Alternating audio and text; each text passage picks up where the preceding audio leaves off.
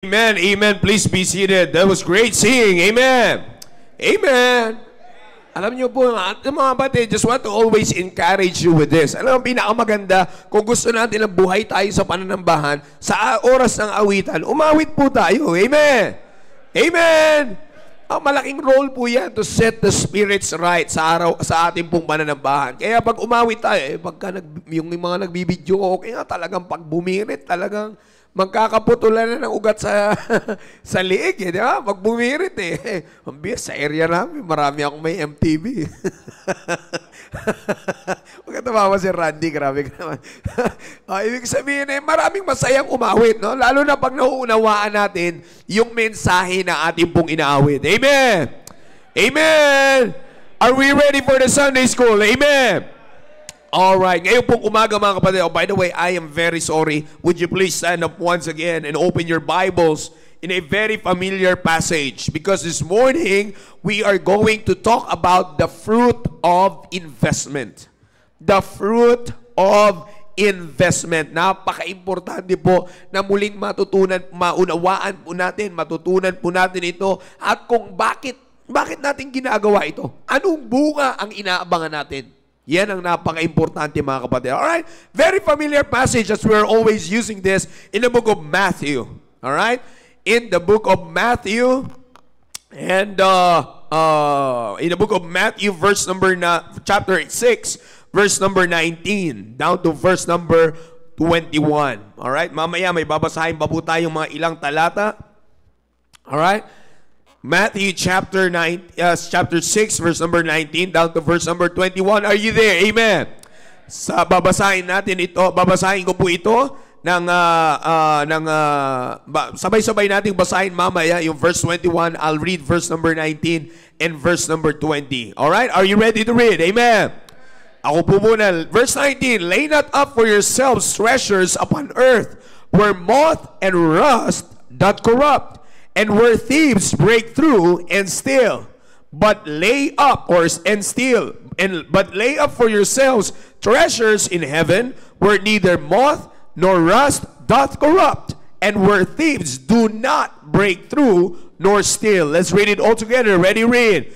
For where your treasure is, there will your heart be also. One more time. Let's read it all together as loud as we can. Ready, read. For where your treasure is, there will your heart be also. Manalangin po muna tayo.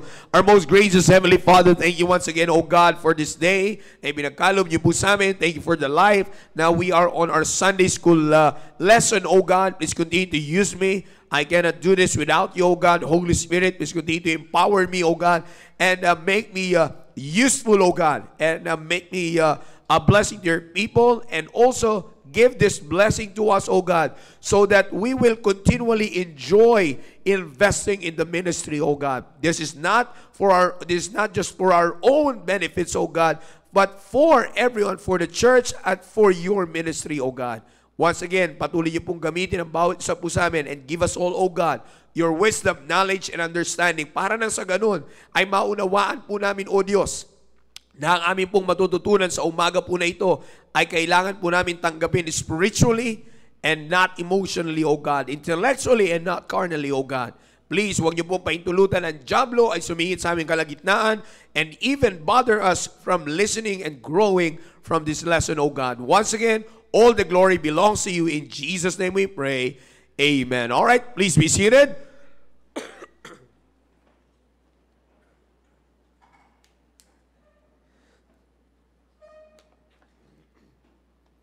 Medyo talagang nagkakaubusan tayo ng boses pag galing tayo doon sa balikatan Anyways, mamaya I'll give you a few announcements pero sa darating na bukas ay ang kanila na pong graduation. In fact, kasama naman po sila sa pag-uusapan natin sa ating Sunday School lesson. At marami mga kapatid, maraming magagandang nangyayari po doon po dyan po sa Summer Balikatan na ating pong event ng ating simbahan. Later on, I'll go through that. Mga kapatid, dito po sa talata na binasa natin, we've been always using this message or this passage, mga kapatid, these passages to help us understand that what is more valuable when it comes to investment. In fact, I'll make this as a recap for all. Pagdudugtong-dugtungin natin iba sa mga lessons. And then once again, I'll give you illustrations.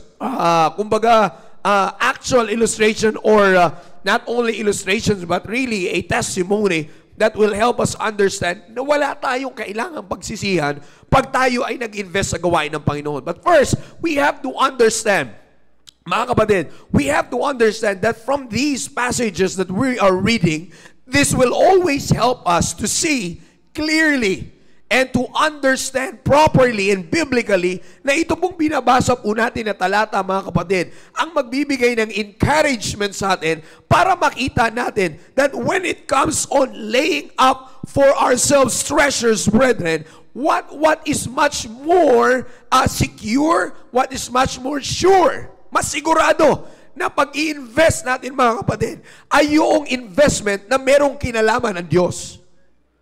You see, I hope you're following. I hope that you get that, brethren. Again, ulitin ko po, mas magandang maging maliwanag po sa atin na pag tayo po ay nag-i-invest, ang mas siguradong investment na magbibigay ng siguradong produkto ay yung involve ang Diyos. Do you believe that? Amen. You see that? Alam nyo minsan, alam nyo po, let me just share this to you. Habang nagkukuha ko ng iba sa mga preferences, I mean, nagtitingin ako, but suddenly, meron kasi akong pinapollow up na isang apologetics, biblical apologetics. And I've seen it, sinabi sa kanya, na ginagamit lang daw ang simbahan. Sabi nga sa kanya, ginagamit lang ba? Hindi ba ginagamit lang ng tao ang simbahan, ng mga preachers, ang simbahan, para mamuhay sila sa karangyaan? May nagsabi ng gano'n sa kanya. Alam mo kung saan siya binalik, mga kapatid? Nung tinatanong niya, professor po yun eh. Alam mo, maaari iba sa inyo nakita niyo po yan. Isa sa binalik sa kanya, alam mo nangyayari yan. At totoo po yun. Which in fact, yan na yung nagbibigay ng takot sa maraming tao na magbigay sa gawain ng Panginoon. Bakit? Maraming gumagamit sa gawain ng Panginoon. Isinaalala niyo po, binanggit yan dito sa atin, ating mahal na pastor, marami na noon, kinakailangan natin ng Diyos, pero ngayon, ginagamit na ang Diyos. You see? And actually, napakaganda nun. Sariwain natin sa isipan natin yun, mga kapatid. Let's take heed on that warning because we may be sitting inside His auditorium, pero hindi natin alam, ginagamit na rin pala natin ang Diyos. You see that? Kaya dapat tandaan po natin yan. Pero sabi niya nun, tama ka, nangyayari yan. Ginagamit nila ang simbahan, ginagamit nila ang Biblia para pagkakitaan, mamuhay sa karangyaan.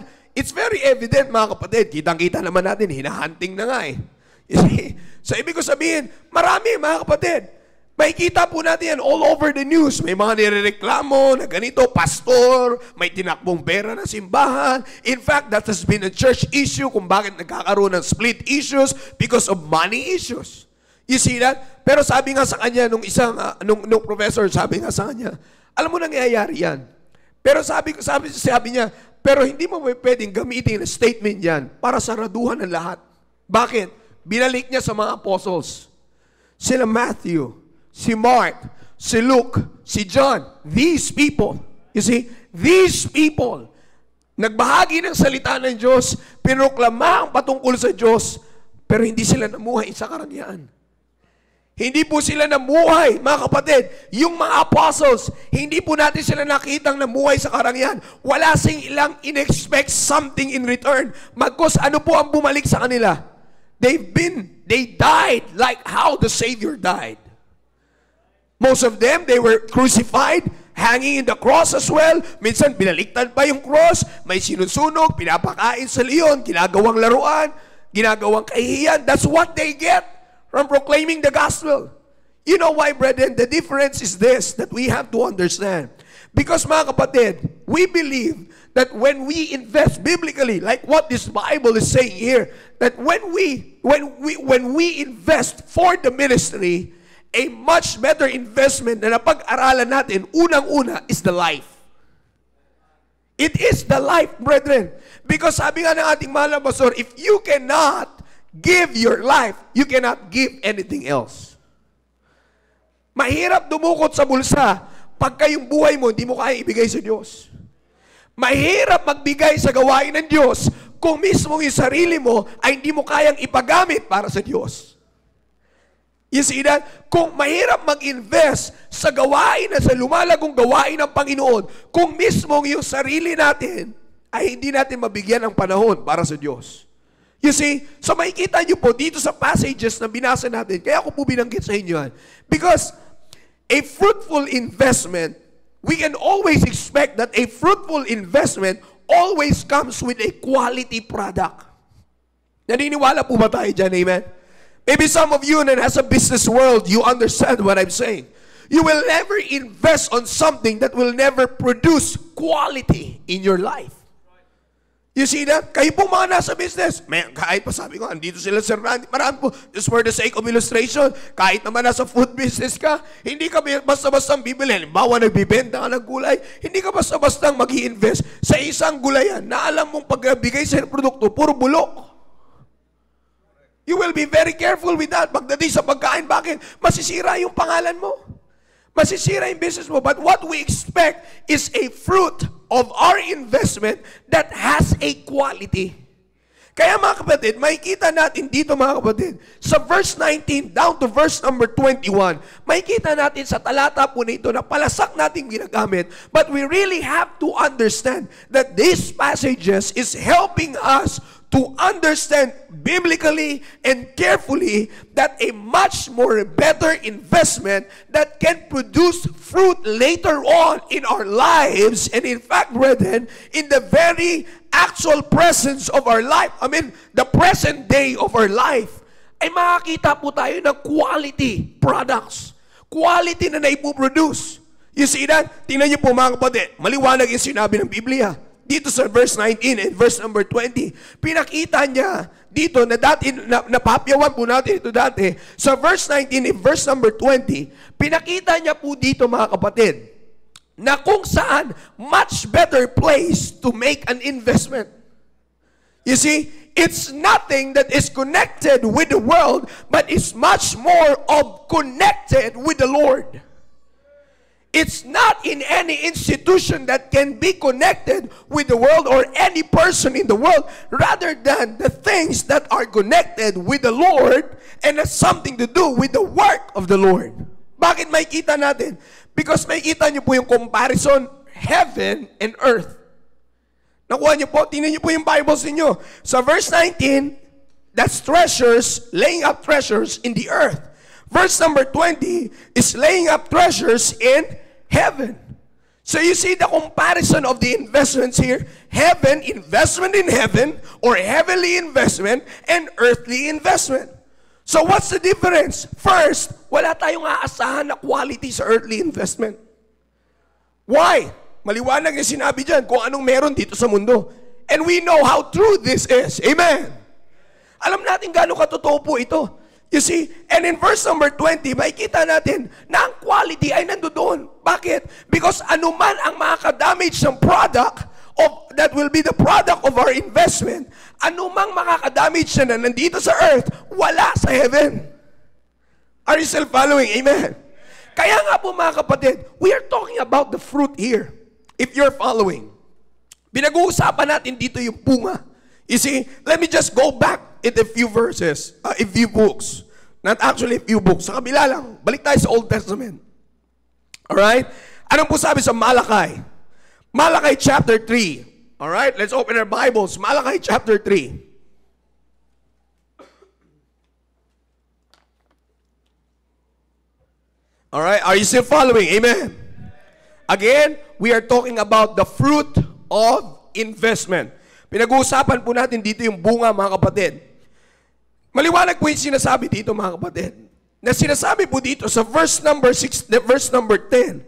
This is all about investing in the ministry. And nakikita po natin, we'll just, alam na po natin yung verse number 9, ay nabasa na po natin. Verse number 10 tayo. Bring ye all the tithes in the storehouse, that there may be meat in mine house, and prove me now herewith, saith the Lord of hosts, if I will not open you the windows of heaven, and pour you out a blessing that there shall not be room enough to what?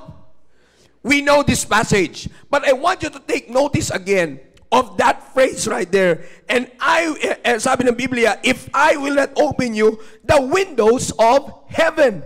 Going to the book of Matthew, chapter 6, verse number 20, nandoon yung encouragement to lay up treasures in what?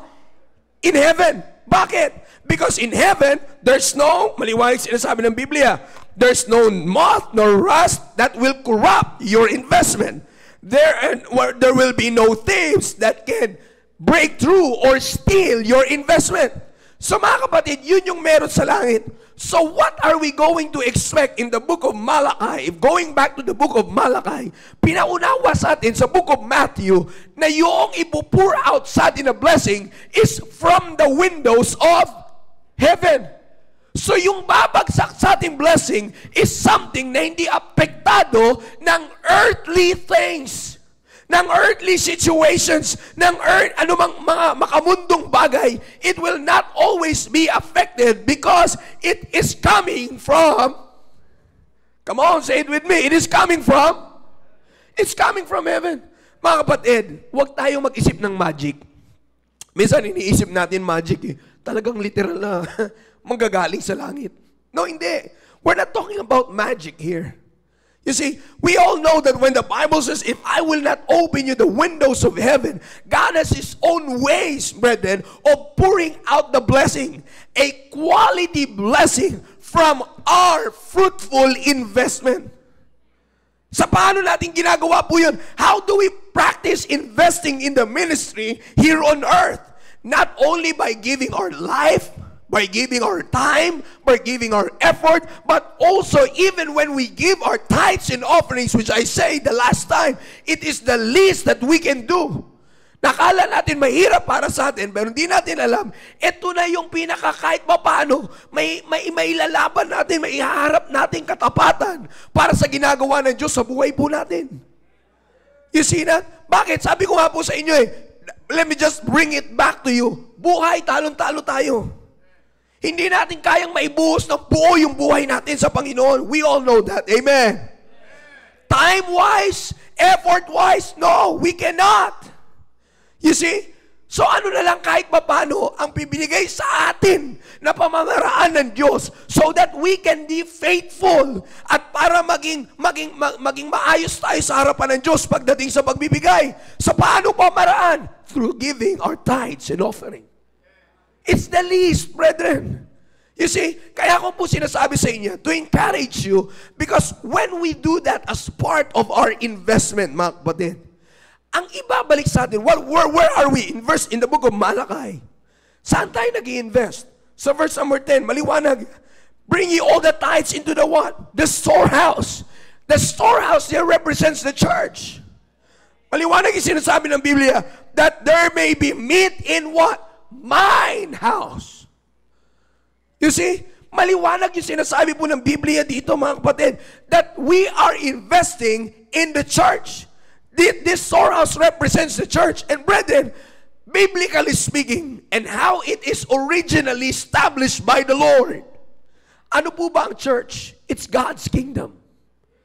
The church is a heavenly representation of God's kingdom in this earth. Kaya ko po sinasabi sa inyo, mga kapatid, because I want you to see that the church is the institution established by God, connected in heaven. Kaya nga when we invest in the church, the fruit is always coming from the Lord. You see, makakasiguro tayo that the investment and the fruit of investment will always have a quality. Naku, mga kapatid, para mawala sa atin yung selfish reasons, let's not think of it that the first blessing, let's not think of it na ang priority blessing na ibinagkakaloob sa atin ay material. Minsan dyan tayo nagkakaproblema, mga kapatid. Excuse me.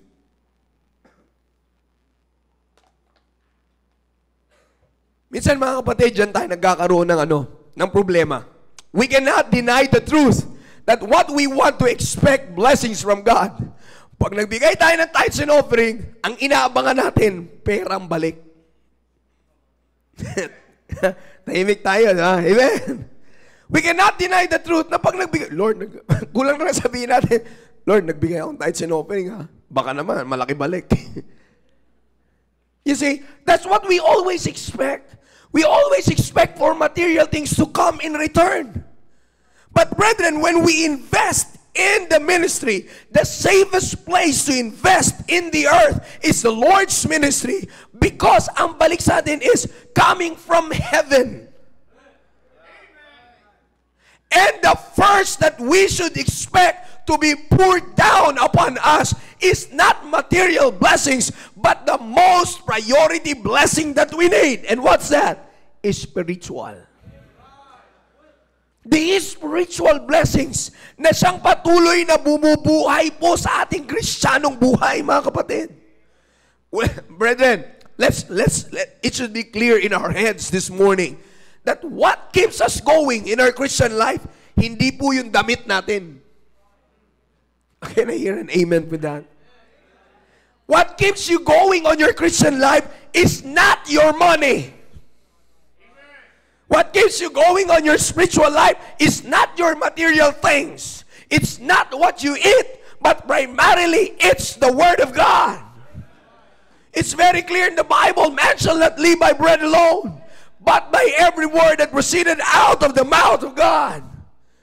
You see, that gives us the life. The life. You see that? Kaya nga mga kapatid, what we should expect first is what's priority for the Lord. At ang priority ng Diyos ay hindi yung physical nating pangangatawan. Sabi ko nga po sa inyo, let me just remind this once again to all of us. We are all aware of this already. But once again, let me say this morning. Yung katawan natin, kahit anong ingat natin dyan, mga kapatid, babalik pa rin yan sa likabok. It's very biblical. It will return to the dust. Yung pinagkakagastusan natin ng damit, yung pinagkakagastusan natin ng pagkain, pinagkakagastusan natin ng health care, mga kapatid, babalik lahat yan sa lupa. Kaya nga ang priority ng Diyos is always the spiritual. Kaya nga ang priority investment should always be what's spiritual, so that the blessing that will pour out from heaven is spiritual. Maring sabihin natin, how about the physical? Book of Matthew, God knows the Father knoweth that ye have need of all these things. Binasa natin yan before. Let's go back to it. Matthew chapter 6, verse number 32. For after all these things do the Gentiles seek, for your heavenly Father knoweth that ye have need of all these things. Alam ng Diyos, the Apostle Paul once said, but my God shall supply all your needs. According to His what? Riches in where? Paliwanag po yan, mga kapatid. Nasaan ang riches ng Diyos? It's not in this earth. It's in heaven. And if we want the riches of God, God will supply it to us. But all we need to learn first is to make it sure that we prioritize Him first. Kaya nakikita nyo, mga kapatid, dudugtugtugtungin po natin. When it comes to investment, we have to seek ye first the kingdom of God. Bakit laging kingdom of God? Seek ye first God. Maring naisip natin, ba't kaya pagdating lagi sa pagbibigay? Puro na lang Diyos. Puro lang Diyos ang una. Puro lang pagbibigay sa gawain ng Diyos. Puro yun ang lagi sinasabi natin dito. It's because that's where, later on, dyan manggagaling yung bunga ng ating investment. A quality fruit from a quality investment, laging manggagaling yan. Hindi sa kung anong kumpanya ng mundong ito, hindi sa kung sinong tao, kundi manggagaling sa isang persona. Sa Diyos. Kaya nga mga kapatid, sinasabi ko sa inyo, tingnan niyo po, isa sa mga pinag-usapan natin dito, sabi niya, pour you out the windows of heaven. Bakit pour you out from the windows of heaven? Because the treasures that is with quality is in heaven. The investment on treasures with quality, it's in heaven. The things that we needed on earth, God will supply it according to His riches in heaven as well. So saan natin makikita lahat ang bunga, ang product of investment? Saan natin lahat makukuha? Sa langit.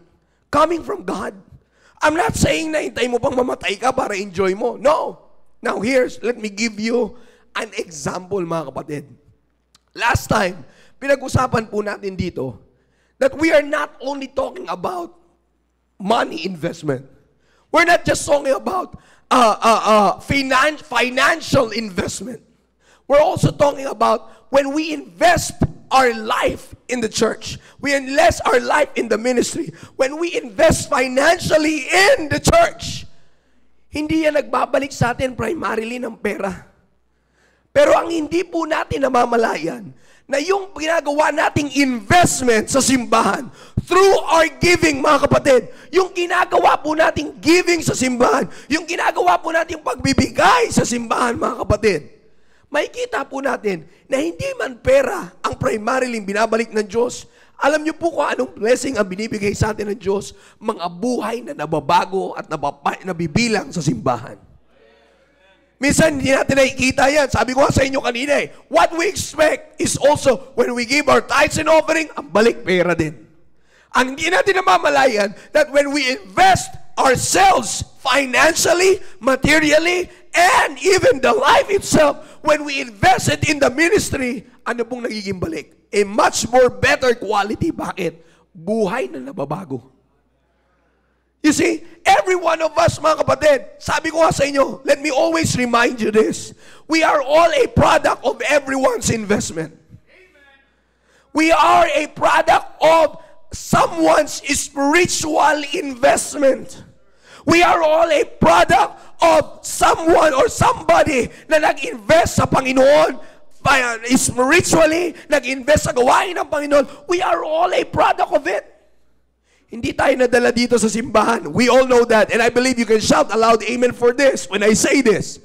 Na hindi kayo napunta sa simbahan na ito dahil sa nakakita kayo o nag-invest sa inyo ng bagay na pampisikal. Amen. Ulitin ko mga kapatid, hindi niyo yata nakuha yun. Hindi kayo tumagal sa simbahan na ito. At hindi tayo napunta at nabilang sa simbahan na ito kasi may nagbigay sa inyo ng magandang bag. May nangako sa inyo na mag-join ka simbahan namin sa CSI, bigyan ka namin 1 million. Yung ba'y nangyari? Ba tayo nandito ngayon sa loob? Wala. The reason why we're all here inside this church, inside this auditorium, it's spiritual. Napansin nyo ba mga kapatid? Someone invested spiritually na nagbunga ng quality na nagdala sa atin dito spiritually. What I'm simply saying, brethren, hindi tayo nadala sa simbahan carnally. What I'm saying is, hindi tayo nadala sa simbahan because of material things. Hindi ka binayaran para tumagal sa simbahan. Is that clear, brethren? Wala nagbayad sa atin na, bigyan kita ng 5,000, tumagal ka 5 years sa church, ha? Bakit? Because kung yun ang usapan, walang makakapantay na pera.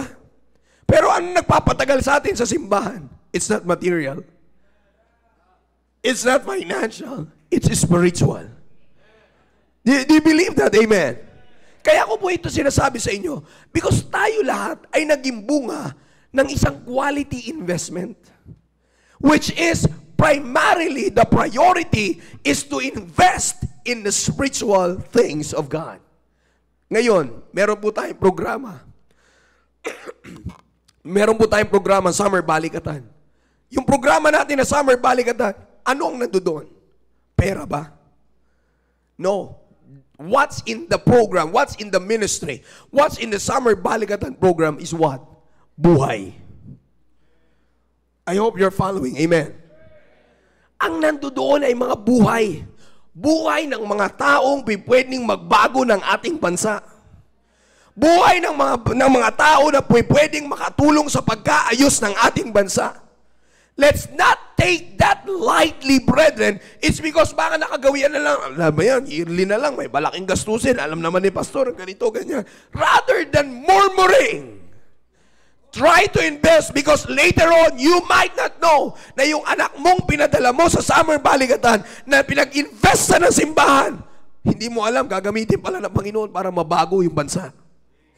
Minsan kasi, it seem impossible to us. Na mangyayari ba talaga yun? Yung anak ko, tamad nga sa bahay, magiging pag-asa ng bansa. It's not for you to judge, parents. It's not for us to judge. Kaya nga may ganyang ministry yung simbahan. Because when we invest in that ministry, brethren, I'm telling you, sabi ko nga po sa inyo, pag nakita natin, we invest in that ministry, we give something for the church ministry, ang balik is a much more better product. Ano yun? Isang buhay na nabago. Kung nakita niyo yung post ni Sir Maki, nakita niyo po ba yung post? Maybe some of you have seen it. Isang baklang nagtatanggal ng flag sa kanyang damit. Isn't that a quality investment? May nakakabit na rainbow, tinatanggal niya. 3 sila doon. Impluensyado. Malakas ang impluensya. You see? Pero ano nangyari mga kapatid? Made a decision to what? To live his life as designed by God. And that's a quality product from our investment.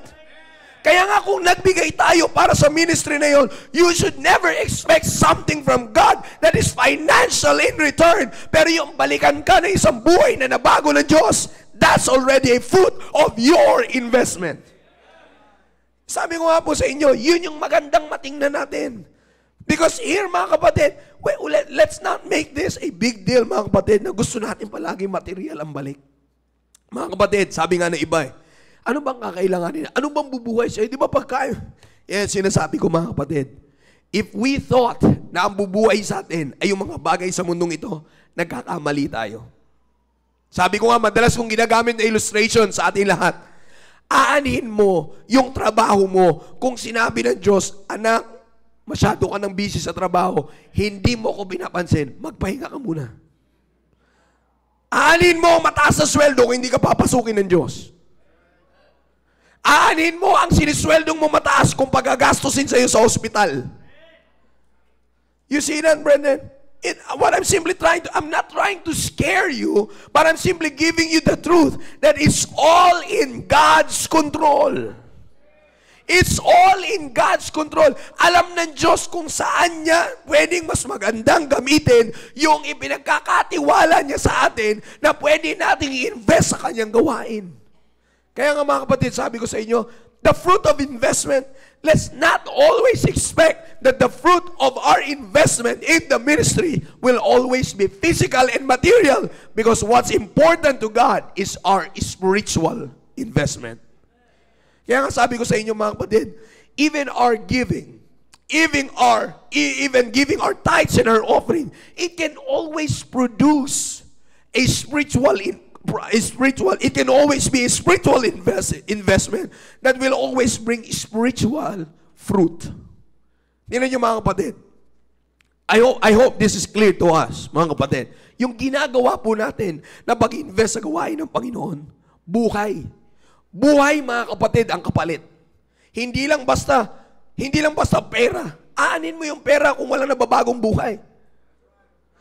And in fact, sabi ko nga po sa inyo, we know the reality na kung pera lang ang usapan, pag hindi natin ipapagamit ang pera sa Diyos at hindi natin ipagkakatiwala sa Diyos, anong sabi ng Bible? The love of money is the what? Root of all evil. It's not the money, because money can be used for good. Pero kailan pumapasok yung love of money? Pag tinanggal natin sa isipan natin yung spiritual investment sa gawain ng Panginoon. Alam niyo mga kapatid, tayo lang nakakaalam yan. Para mas maging maliwanag po sa atin na nagbubunga yung investment natin sa ministry, let me give you an illustration. Illustration of a life examples na yung ginibigay natin sa mga ganyang klaseng programa ay nagbibigay sa atin ng quality products. Bakit? Because I'm talking about when you give, when you invest in the ministry, God will show you na meron kayong may puproduce na produkto na merong quality. And that's a life na ginagamit sa ministry. Let me give you some examples for that, mga kapatid. I would like to call you Sir Antonio. Palakpakan po natin.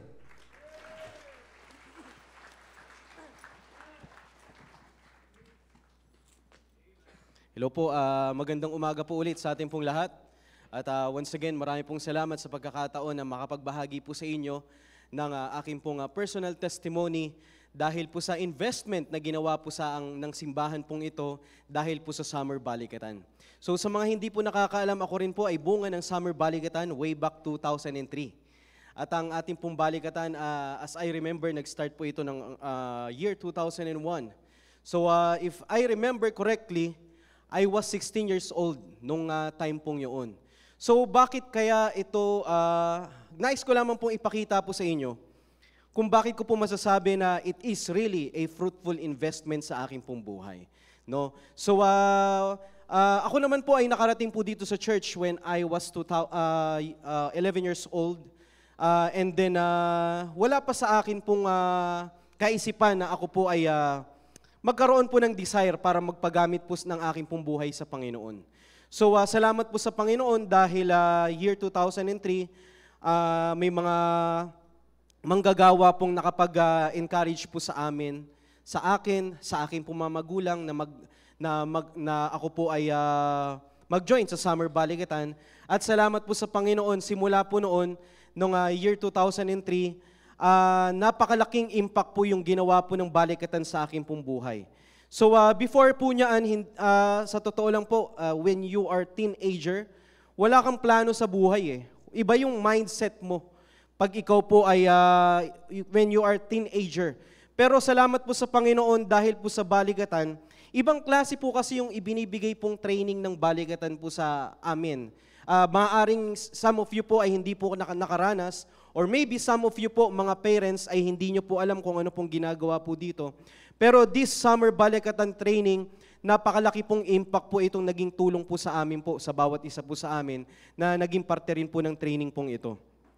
Dito po kami tinuruan na kami po ay matrain physically.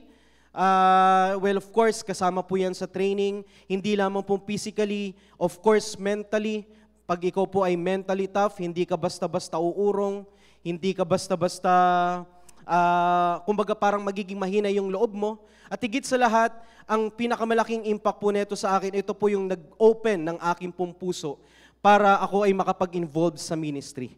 So since then, year 2003, ako po ay nag-forward sa Panginoon at ang aking pong desire po is magpagamit sa Panginoon. So simula po noon, nagkaroon po ako ng ministry at until then, no, young people, teenager, ngayon po ay magulang na rin po, may asawa, may anak.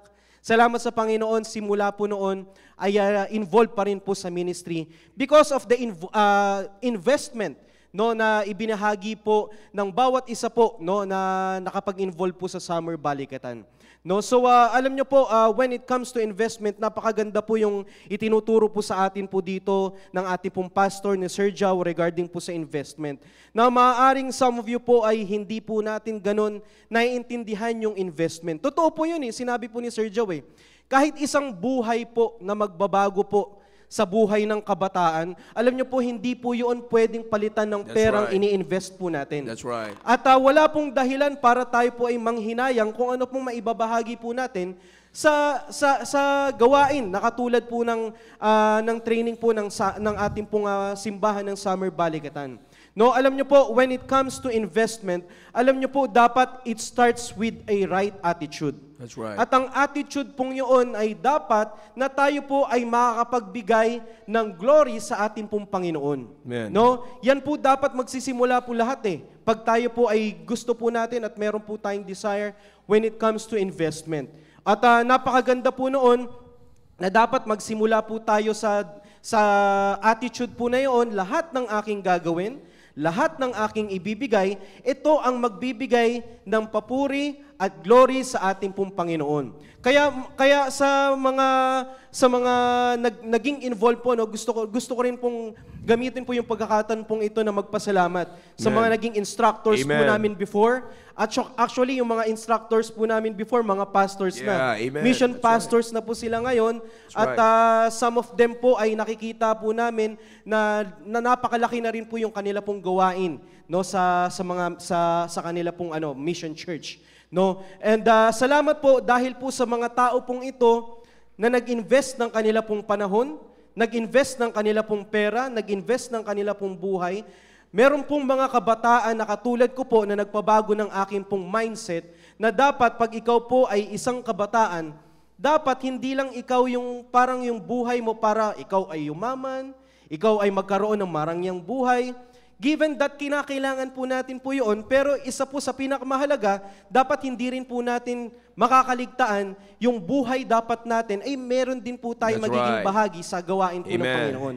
No? Kaya salamat po dahil po dito sa Summer Balikatan ay napakadami po ng itinuro po sa akin. No, sa mga parents, no, I would like to encourage you all, maaring some of you po ay na-miss nyo po yung pagkakataon na maka-attend po yung inyo po mga magulang. Pero alam nyo po ba yung time and chance?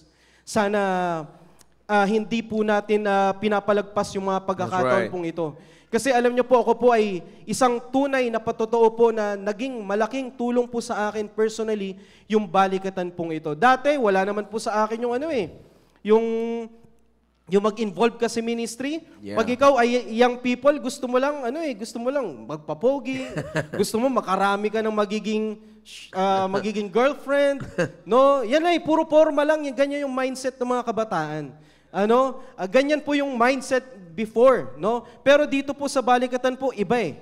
Iba Yeah. po talaga, tuturuan ka na magkaroon ka ng plano sa iyong buhay. That's right. No? Na kung saan ikaw ay young people pa lang, ano ba ang dapat magiging focus mo? Mag-focus ka sa pag-aaral. Mag-focus ka sa pagiging maayos na anak. Napakadami po, no? At yung mga parents po kasi natin, minsan, sa ayaw man natin sa hindi, meron tayong hindi magandang attitude patungkol sa training. Ayaw kasi natin mahirapan yung mga anak natin. Yeah, that's right. Pero yun po yung nagiging mali po natin eh. Sa ayaw po natin o sa hindi, yung mga anak po natin ay makakaranas at makakaranas ng paghihirap sa buhay. That's the reality and that's a life. No? Pero alam nyo po, isa po sa pinangahawakan ko, nung ako po ay lumalaki, no? Naranasan ko na to eh. Nanggaling na ako dito dati. No? Naranasan ko po dati na dito po kami nag-aayos po ng tent. No? Dati po, hindi po naman ganito yung church po natin eh. Pagmamayari natin yung buong street natin dati. Yeah. Yan. Diyan po kami nagtatayo ng mga tents po namin. No? At kami po ay naghahanap po ng magagandang spot para kami po ay magkaroon ng maayos na ma-fix ng tent. Totoo po yan, nakaranas po kami na maulan ng mga gamit. Yung mga tipong, yung unan mo, yung higaan mo, binabaha. Ikaw ay matutulog ng nakaupo. No? Pero alam niyo po mga kapatid, napakagandang experience po yun kasi naranasan po namin po yun. That's At right. masasabi ko, kung ako man ay makakaranas po nun ulit, ay sasabihin ko, ay sisiw na lang to. That's right. Kasi naranasan That's ko na ito before. Ano man ang paghihirap po na nararanasan ng mga anak po natin sa ngayon, tatandaan po natin, it is a great investment na ibinigay po natin dahil tayo po ay nagbigay po ng bahagi or ininvest po natin yung ating pong mga anak sa ganitong klaseng gawain po ng ating pong simbahan. Kaya po, totoo po yung sinabi po kanina ni Sir Joe, when it comes to investment, alam niyo po, hindi lang naman po puro pera. Yeah. Yan kasi minsan na nagiging mindset po natin eh. Pag investment, usaping pera na naman yan. Wala na naman akong maibabahagi. Maganda po na naging reminder po kanina sa atin ni Sir Joe, when it comes to investment, buhay po natin, may maibabahagi po tayo. Hanggat meron po tayong buhay, may maibabahagi po tayo. Yeah. At tatandaan po natin, when it comes to investment, ang pinakamahalagang maibibigay po natin ay ang buhay po natin. That's right. No, yan po, huli na yung pera eh, sa totoo lang. At kung tayo po ay natuto po tayo na invest po natin yung ating pong buhay, That's right. yung pera hindi na po issue sa atin. Kasi buhay na po mismo natin That's right. ang ibinigay po natin sa gawain para po sa Panginoon. Kaya once again po, sana po nakita po natin, actually sa totoo lamang po, kung ako na, young people pa rin ako, Yeah. gusto ko pa rin po mag-join eh. Yeah, that's right. Sa totoo lang po, nakaka-excite po yung ganitong klaseng programa po ng ating pong simbahan dahil talagang tuturuan yung mga kabataan po natin na magkaroon ng panibagong pananaw sa kanila pong buhay. Yeah. Kaya suportahan po natin.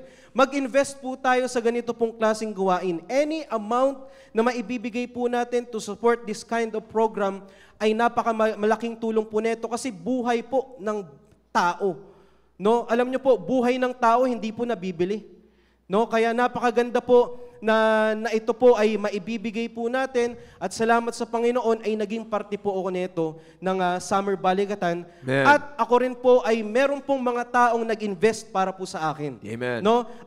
And of course, gusto ko rin magpasalamat sa magulang ko. Amen. Kasi sinuportahan yung ganitong klaseng programa. That's it. Kasi kung hindi po aanhin natin yung programa ng simbahan, kung yung sa loob ng tahanan natin, yung parents, kumukontra. Bali, wala rin yung tinrain That's right. nila. That's right. Kaya salamat sa Panginoon, sa parents ko, with the partnership of our church, sinuportahan yung programa pong ito, at salamat sa Panginoon, ito po ay naging bunga ng kanila pong investment. Amen. No, Amen. kaya salamat po sa Panginoon, at sana po ay patuloy lamang po nating suportahan yung programa pong ito ng ating pong church, Summer Balikatan, hindi po natin nakikita. No? Maaring some of you po ay hindi po natin, gusto kasi natin pag na-investment, gusto natin kaagad nakikita yung resulta. Yeah. Gusto natin instant kaagad. No? Pero salamat po sa Panginoon, dahil anuman ang mga itinanim natin sa ngayon, eventually ito po ay magkakaroon ng fruitful investment. At salamat sa Panginoon, isa rin po ako po doon sa naging tulong ng ating pong programang Summer Balikatan. Salamat po sa patuloy nyo pong pag-i-invest sa ating pong church at patuloy po na nagtitrain ng ating pong next generation. Amen. So yun lamang po, Sir Jaws. Church, marami pong salamat and to God be all the glory. Amen. Alam niyo po mga kapatid, no? Alam niyo po, totoo po yan eh. Yan ko po sinabi sa inyo, because what I'm presenting you ay buhay. What I presented dito po is the testimony of a life na kung saan naging fruit of the investment in the ministry. Ano po ba, nairinig natin sa testimony ni Sir Antonio po is one of our area leaders. You see that? Wala akong amen sa Northeast ha. Amen, Northeast. Walang nag-amen sa inyo. He is one of our area leaders. Ginagamit po sa Panginoon. Kasabayan ko po yan na nagbalikatan. You see, you invested. Kaya nga, maganda yung sinabi niya po eh. That your investment in the ministry, ito po yun. Hindi po pera yung lumabas. Pero isang tao na ginagamit ng Panginoon para mapanatili ang mga spiritual condition ng members ng isang area po natin. That's life. You see, nakapag-produce tayo ng isang buhay na hindi, sabi nga natin, andyan sila, sir, pinasalamatan ni Sir Antonio, kahit si Sir Antonio Junior and even the senior, hindi naman nila masasabi na, nakita ba nila magiging area leader si Sir Antonio? Magiging host sa mga programa natin? Na ano rin ang tinutulungan, maayos din ang makapagpamilya. You see that? So that's a product of that's a quality product of a spiritual investment. Amen. Yan po yung sinasabi ko sa inyo mga kapatid. Ito po ay bahagi, maganda po yung naririnig natin. Nagiging bahagi, we will not be happy on listening on these kind of testimony kung alam natin sa sarili natin na wala kang investment sa ministry. Kaya nga, this is a challenge, brethren. May babalik, mga kapatid. May babalik. In fact, actually, we're just following time. Actually, sabihan ko rin sila Sir Willie, sila Sir Dominic, pero siguro, maybe next time ay magagamit because we are already out of time. Because gusto ko lang makita nyo, mga kapatid, na buhay po ang pinag-uusapan natin eh. You see, a fruit of your investment, it's the life. Babalik yung mga nagbalikatan. Huwag natin sila kagad hanapin na, nagbalikatan ka, dapat ganito, ganyan, ganyan. Mga kapatid, mahirap no kung sila yung na-build, tapos tayo dito, hindi.